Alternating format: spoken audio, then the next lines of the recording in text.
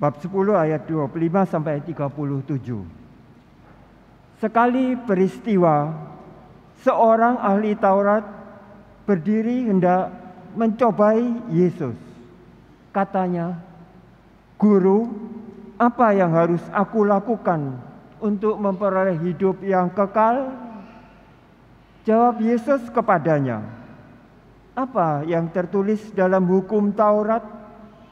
Apa yang engkau baca di dalamnya?" Jawab orang itu, "Kasihilah Tuhan Allahmu dengan segenap hatimu dan dengan segenap jiwamu dan dengan segenap kekuatanmu, dengan segenap akal budimu, dan kasihilah sesamamu manusia seperti dirimu sendiri." Kata Yesus kepadanya, "Jawabmu itu benar. Lakukanlah demikian, maka engkau akan hidup."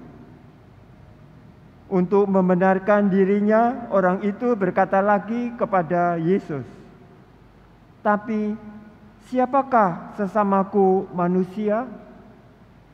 Jawab Yesus, "Ada seorang yang turun dari Yerusalem ke Yeriko. Ia jatuh ke tangan penyamun-penyamun yang bukan saja merampoknya habis-habisan, tetapi juga memukulinya, dan sesudah itu pergi meninggalkannya setengah mati. Kebetulan ada seorang imam turun melalui jalan itu. Ia melihat orang itu, tetapi ia terus berjalan. Demikian juga seorang Lewi datang ke tempat itu. Ketika melihat orang itu, ia pun melewatinya. Lalu datanglah ke tempat itu seorang Samaria yang sedang dalam perjalanan. Ketika ia melihat orang itu, tergeraklah hatinya oleh belas kasihan. Ia pergi kepadanya, lalu membalut luka-lukanya.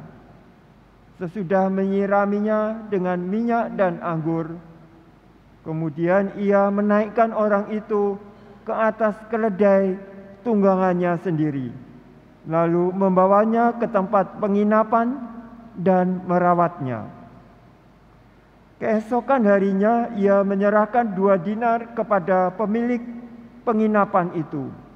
Katanya, "Rawatlah dia, dan jika kau belanjakan lebih dari ini, aku akan menggantinya waktu aku kembali." Menurut pendapatmu, siapakah di antara ketiga orang ini adalah sesama manusia dari orang yang jatuh ke tangan penyamun itu? Jawab ahli Taurat itu, "Orang yang telah menunjukkan belas kasihan kepadanya." Kata Yesus kepadanya, "Pergilah dan lakukanlah demikian." Berbahagialah orang yang mendengarkan sabda Tuhan dan tekun melaksanakannya. Sabda-Mu adalah jalan kebenaran dan hidup kami. Semoga oleh sabda Tuhan diteguhkanlah iman kita.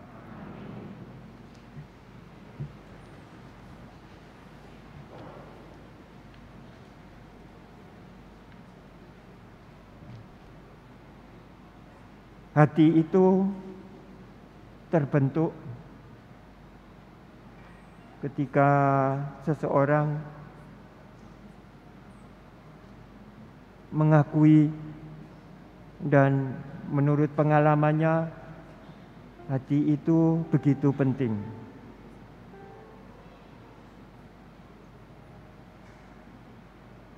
Banyak orang yang saya lihat di televisi dalam hiburan-hiburan itu banyak yang melakukan dan berbicara tentang temannya yang ada di televisi itu dalam acara hiburan, luar biasa.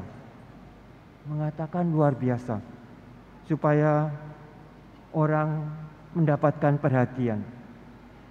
Yang luar biasa itu seringkali yang dianggap penuh dengan kemilau, kecemerlangan, entah kepandaian, entah memerintah dengan benar, memuji orang, seakan-akan orang itu demikian penting apa yang dilakukannya. Tetapi seringkali juga orang itu tidak terlihat apa sesungguhnya rencana atau apa yang terkandung di dalam hati orang, maksud orang. Begitu juga dengan ahli Taurat itu yang datang kepada Yesus. Dia mengatakan dengan manis-manis, guru, dia manggil guru. Guru itu sesuatu yang lebih banyak pengetahuannya, lebih cerdas, supaya diikuti. Guru untuk ditiru, untuk diteladani. Tetapi dalam hati ahli Taurat itu, dia ingin mencobai Yesus. Karena dilihatnya sosok Yesus itu sosok yang amat biasa. Tidak pantas disebut guru. Tetapi karena ia ingin menjatuhkan Yesus, maka ia pun bertanya. Sebagai seorang ahli Taurat, dia pasti mengetahui banyak tentang kitab Taurat. Yesus tahu itu. Sehingga ketika orang itu menanyakan kepada Yesus, bagaimana orang dapat hidup yang kekal? Ahli Taurat itu ingin hidup yang kekal. Ia ingin menjatuhkan Yesus. Masakan orang ini tahu, tetapi Yesus tahu isi hati orang, sehingga ia menanyakan, apa menurut pendapatmu isi Taurat itu? Dan orang itu mengatakan,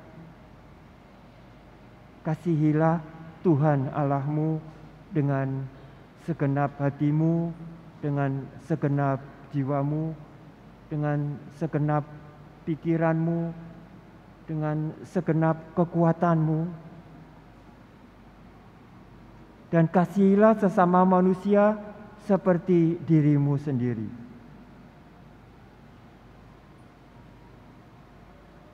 Kata Yesus, itu benar. Benar sekali. Tetapi orang itu ingin melanjutkan apa yang dirasakannya tentang sesama manusia itu. Ahli Taurat itu di dalam pemerintahan Romawi yang menjajah itu, ahli Taurat itu oleh pemerintah Romawi dihargai. Artinya didengarkan, karena pengaruhnya besar di tengah masyarakat. Pemerintah Romawi itu tidak ingin terjadi pergolakan di dalam daerah jajahannya. Karena itu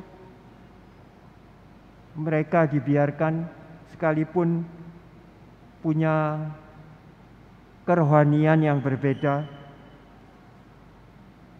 Mereka punya kitab Taurat, tetapi pemerintah Romawi itu punya dewa-dewa. Tetapi itu tidak dilaksanakan oleh pemerintah Romawi karena mereka mau supaya jajahannya menjadi jajahan yang penurut. Karena itu mereka dibiarkan ahli-ahli Taurat itu. Dan amanlah ahli-ahli Taurat itu. Tetapi pandangan ahli Taurat itu tentang sesama manusia itu siapa? Lalu Yesus berkata dalam perumpamaan tentang orang Samaria ini. Seorang imam itu lewat melihat orang yang dirampok dan dipukuli, mereka membiarkan saja. Karena itu bagi ahli Taurat itu bukan sesama. Bagi orang Lewi itu orang yang pengatur bait Allah. Dia yang mengatur bait Allah. Siapa yang membawakan kitab suci itu di bait Allah, memperdengarkan dan menerangkan bait Allah, menerangkan kitab Taurat itu di bait Allah. Itu orang Lewi, dia lewat saja. Karena baginya orang yang terkena musibah itu pendosa, tidak layak disebut sesama. Tetapi orang Samaria yang dianggap oleh orang-orang Yahudi itu sebagai orang kelas 2, orang yang disingkirkan karena berbeda imannya. Lalu justru orang itu yang dalam hatinya diberi terang oleh Allah dengan belas kasih. Dan karena itu ia melakukan belas kasih. Itulah Allah yang bukan hanya menciptakan sosok tubuh lahiriah yang nampak, tetapi Allah itu menciptakan juga sesuatu yang tidak kelihatan. Kata Santo Paulus, berbahagialah kita, karena Kristus itu menampakkan dirinya yang kelihatan itu, tetapi juga ia menampakkan yang tidak kelihatan. Yang tidak kelihatan dalam diri Yesus itu ialah kealahannya. Dialah Allah.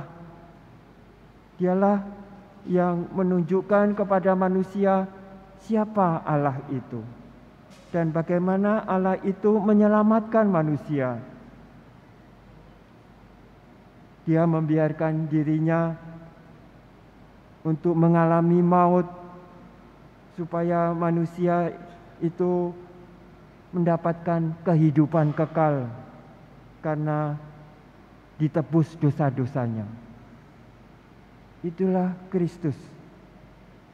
Itulah Dia yang menampakkan belas kasih Allah kepada kita semua manusia ini.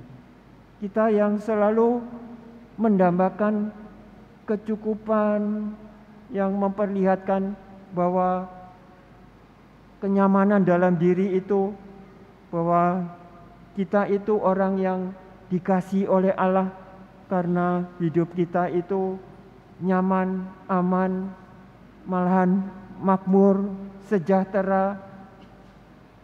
Namun bagi Allah itu belum cukup. Malahan tidak menampakkan apa yang dimaksud Allah dengan hidup ini. Memperhatikan sesamanya yang lemah dan tertindas. Menolong mereka yang membutuhkan pertolongan. Itulah yang dinampakkan oleh Yesus. Dan Paulus melihat hal itu dan mengatakan kepada kita supaya kita mengikuti teladannya, bahwa Kristus yang disalibkan itu mau menerima maut supaya kita memperoleh hidup yang kekal. Itulah yang dialami oleh Paulus sendiri. Dia melaksanakan apa yang disabdakan Tuhan di dalam dirinya. Sabda Tuhan itu yang kita dengarkan tadi bukan suara saya atau suara pembaca, tetapi suara Tuhan sendiri yang hendaknya bergema di hatimu. Hatimu sendiri itu yang menentukan apa tanggapannya.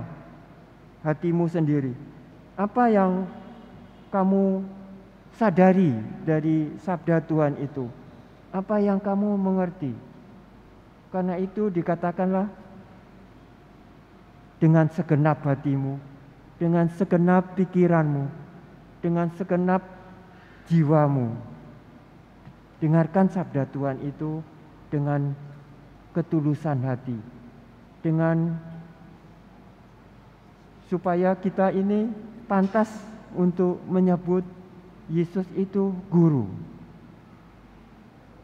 Karena guru bagi kita semua kebanyakan guru itu sesuatu yang punya pengetahuan yang lebih. Tetapi bagi Yesus yang memanggil murid-muridnya, itu guru bukan hanya berarti yang mempunyai pengetahuan yang lebih banyak, tetapi yang memberi kehidupan. Yesus tidak datang hanya sebagai guru, tetapi sebagai panglima kerajaan surga. Panglima kerajaan surga. Karena dia kehadirannya itu mendatangkan permulaan kerajaan surga. Satu Paulus mengatakan dialah yang sulung, yang pertama menunjukkan siapakah dia, anak manusia itu. Dialah yang pertama, dialah yang utama, karena kedatangannya bukan untuk siapa-siapa, tetapi untuk kita ini, untuk yang disebutnya sesamanya. Ia ingin agar kita juga menjadi anak-anak Allah seperti dia. Anak tunggal Allah itu menjadi manusia seperti kita, tidak kelihatan, tetapi perbuatannya itu nyata untuk kita. Bagaimana dia bisa berkata kepada perempuan yang sakit pendarahan 12 tahun, ketika perempuan itu berkata di dalam hatinya, jika aku menjamah jubahnya, aku akan sembuh. Maka Yesus menoleh dan berkata, anakku, imanmu menyelamatkan engkau. Dia tahu isi hati orang, bukan yang kelihatan saja, tetapi yang ada di dalam hati orang. Orang siapapun yang terluka hatinya, Yesus tahu. Apa kerinduan di dalam hati kita, Ia tahu. Seperti Ia tahu ahli Taurat itu yang ingin mencobai dia. Dan karena itu Ia menanyakan, memberi perumpamaan tentang orang Samaria itu yang punya belas kasih. Justru orang yang sering dianggap orang pinggiran itu orang yang dikasihi oleh Allah dengan curahan belas kasihannya. Lalu punya pengertian tentang arti hidup ini. Orang Samaria itu bahkan menolong sampai setuntasnya. Kepada pemilik penginapan ia berkata sambil menyerahkan 2 dinar, rawatlah dia. Kalau ada kekurangan aku akan membayarnya ketika aku datang kembali. Itulah sikap yang terjadi ketika orang merasakan hal ini adalah penting di dalam hidupnya, merasakan sendiri. Karena itu mari kita bersyukur sebab Allah itu, Yesus itu tahu siapa kita ini sebenarnya. Karena itu pertama-tama temukan apa yang mau kamu tanyakan kepada Yesus itu. Mengapa aku begini? Ada orang yang mengatakan, aku tidak bisa mengampuni saudaraku. Ada orang yang mengatakan, aku tidak bisa merawat dia terus-menerus karena dia bertingkah seperti ini. Tetapi ketika seseorang itu berdaya untuk melayani sesamanya, siapapun itu, dengan sepenuh hati, bukan untuk dirinya sendiri, tetapi untuk Tuhan, maka ia akan memperoleh suatu kekuatan, satu terang yang tidak akan dimiliki oleh orang-orang yang beku hatinya. Mari kita melihat kerja Allah itu. Sekalipun yang tidak nampak, Dialah yang menciptakannya. Karena itu mintalah yang kamu perlukan kepada Tuhan Yesus kita itu. Karena Dia mengalami maut untuk kita, tetapi Dia memperdamaikan kita dengan Bapanya di surga. Kata Santo Paulus itu, Allah Bapa itu memperdamaikan dunia ini dengan dirinya melalui Kristus itu, Juru Damai. Amin.